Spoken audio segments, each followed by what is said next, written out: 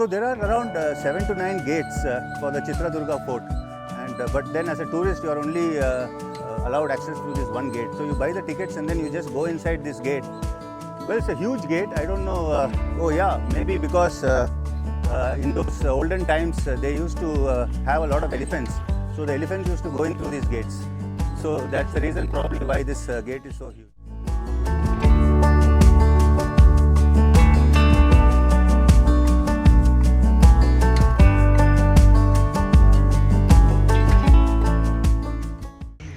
So, as you can see, if we go up this hill, we'll be able to see the Ganesha temple at the top. And if we go further, we'll see the hidden Beshwara temple, which is the main attraction of this fort. We're gonna go a bit off track and check out some of the temples over here first, and then we'll be coming back later.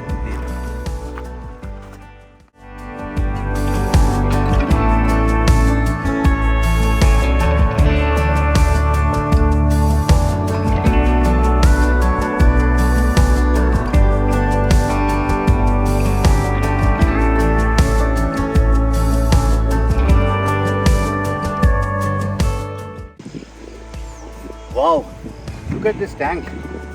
So this is the first tank actually. It's very close to the entrance gate. Very nice. A very interesting part of the wall of the fort that still remains. Remember that this fort was built almost in the 11th and 12th centuries. So it's a very old fort, and parts of the fort are still intact, which is really awesome, considering that so many people have invaded this place after the fort was built.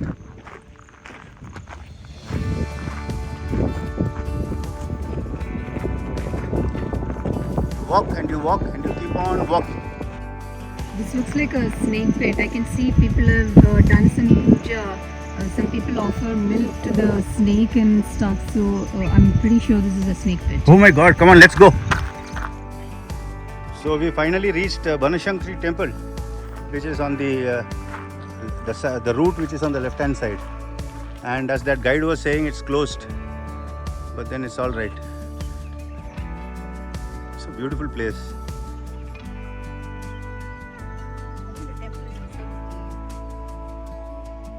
Oh yeah, it's inside this cave.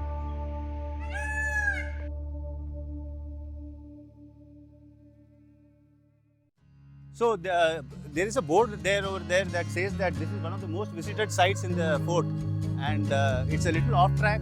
Most of the people, what I see is they actually go straight ahead. But then, as you saw in my video, we came to the left, and we came to this spot which is actually a grinder.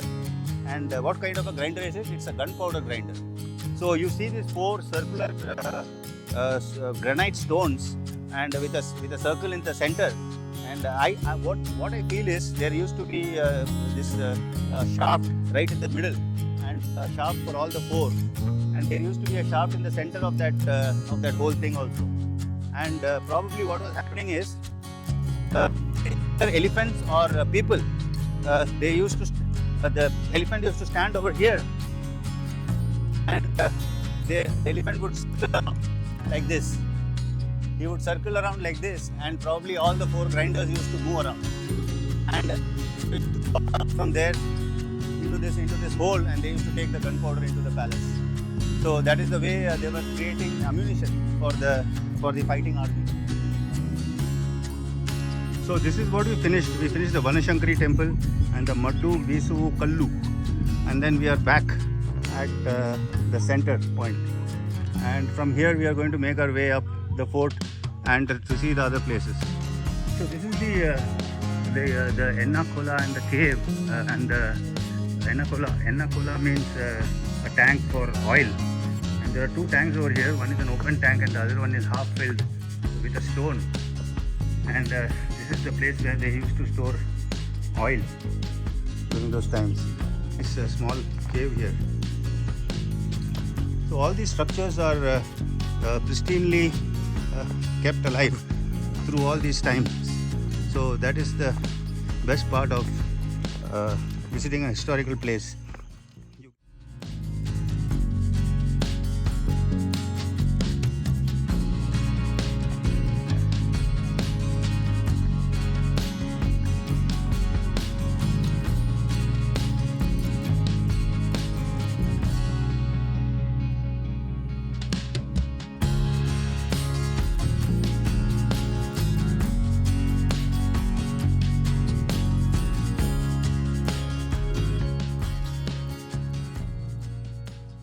So this is the Bombay Mantapa. There's a couple of elephant carvings here. Seems to be monolithic carvings.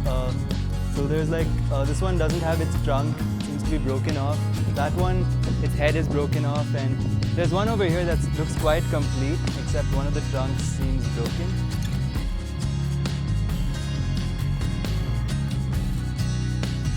This was probably built by Hyder Ali. And why do I say so? Because of the design of that upper part of that structure.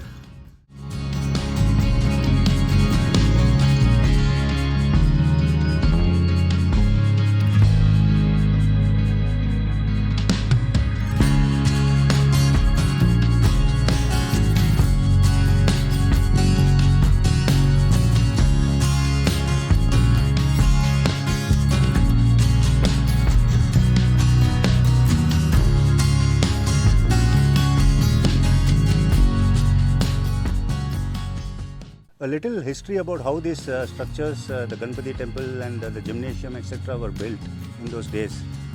This is the boulder that you see here. You can see the serrated edge.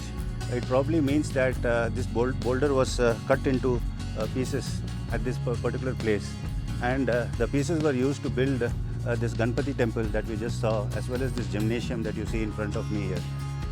This is the gymnasium. So what they used to do is they used to actually dig holes into the boulder, and then they used to put iron wedges and then hammer them and then split the rock that way. So this was actually evidence of the fact that the building materials were obtained from the very site on which the building was erected.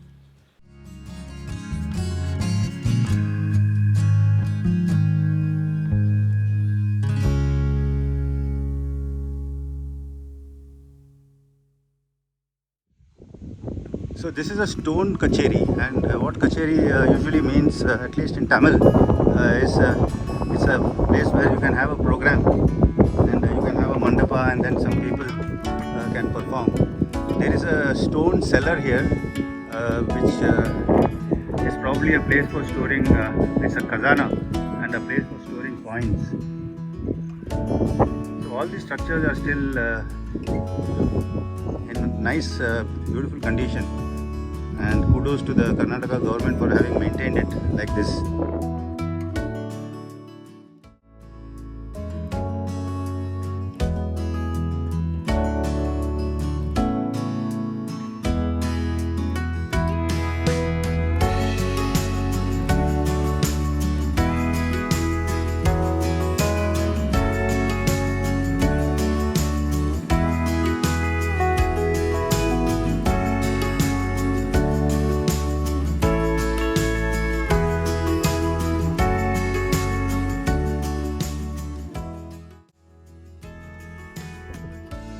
So we just came down a flight of stairs, and we can see there are two temples over here. One of them is the Kashi Vishwanatha temple, and the other one is the Anjaneya temple. Every path you take here in this fort during this trek, there are surprises waiting around each turn. So I came down that flight of stairs, and then there is the Anjaneya temple, and there is this Kashi Vishwanatha temple, and it takes like a long time to go through this trek. I think it's going to be much more than 2 hours. We came here at 9:30. It's almost 11:30 now. Almost 2 hours already, and I don't think we have covered the whole place. So Chitradurga Fort has a long history.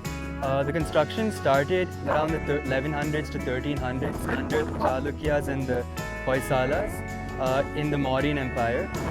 Much later, when the Vijayanagara Empire took over the place, they had basically hosted some landlords here called the Nayakas of Chitradurga around this area, and they were the main people who built a lot of the temples and attractions that we see today. Later on, the fort was taken over by Hyder Ali, and then his son Tipu Sultan was defeated by the British later, and the British garrisoned their troops over here until it was finally taken back by the government of India. So if you come to Chitradurga, you should at least spend 2 nights here, because the first night, the first day when you come here, you'll be tired from getting up early in the morning, driving 4-5 hours. so you won't have enough time to cover the area. And the next day morning again you have to leave. So if you spend 2 nights here, the second day you can spend like, the entire day here walking aimlessly, looking at everything and enjoying the, the natural beauty here. The snake pit and like with no time bound or, pressures. So just keep walking and enjoy the surroundings, enjoy the food. There is a very legendary story about Onake Obawa, which is perhaps one of the most greatest legends of Chitradurga Fort. When Hyder Ali and his army came down to capture the Chitradurga Fort during their first invasion, Onake took her Obawa. Obawa is a stone pedal, and she took it, and as the soldiers were entering the cave one by one, she actually struck them and killed them. She killed a lot of soldiers during that time, and that is why her legend holds so much prominence, and she is held in such high esteem. Onake Obawa, as she is legendarily called, is still remembered as the warrior woman who saved Chitradurga Fort from the Hyder Ali invasion the first time around.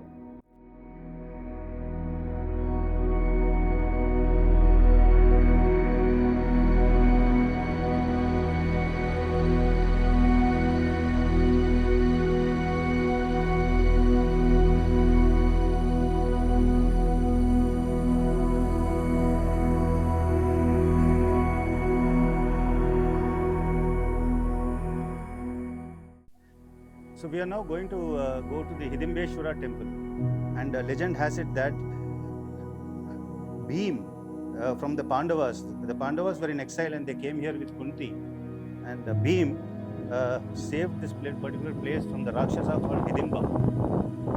He killed Hidimba, and then he married Hidimbi, who was Hidimba's sister. And then they had a child, and it was none other than the famous Ghatotkaч of the Mahabharata.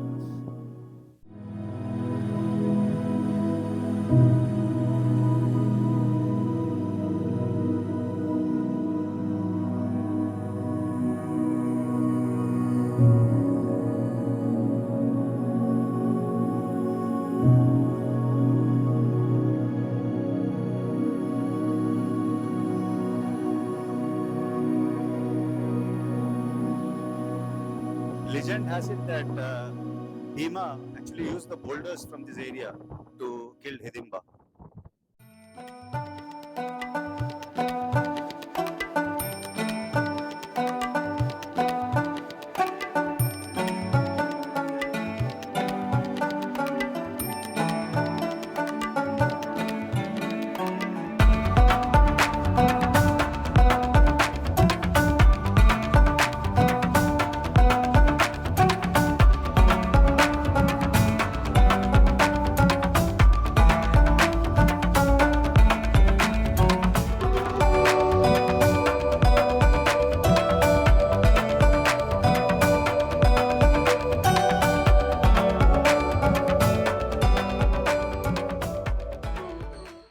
There are quite a few inscriptions that you can find around the Chitradurga temple, and this inscription actually dates back to 1328 AD, which means this particular structure was built in 1328.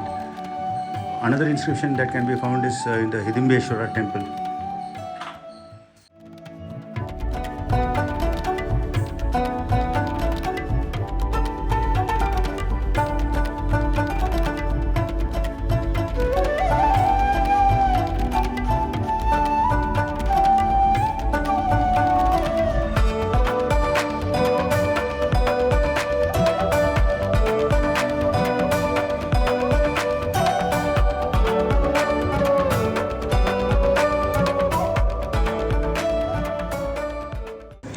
So that completes the tour of Chitradurga Fort, and it is now 1:30. So that means we walked about 4 hours. It takes about 4 hours to cover the complete place, except we didn't go to maybe a couple of places from here. The Gare Bagelu, which is here, we didn't go there. So a couple of places we couldn't visit because we were tired, and now we are going back to the hotel. So what I think used to happen is this mic is sometimes giving a scratching sound, and I don't know why. During those days, elephants used to grind gunpowder over here, and now we are like centuries ahead in time, and still we can't make a good mic with all this electronics and computer science engineering going on. I don't know what is happening. I just turn my head like this and it scratches. I don't know why.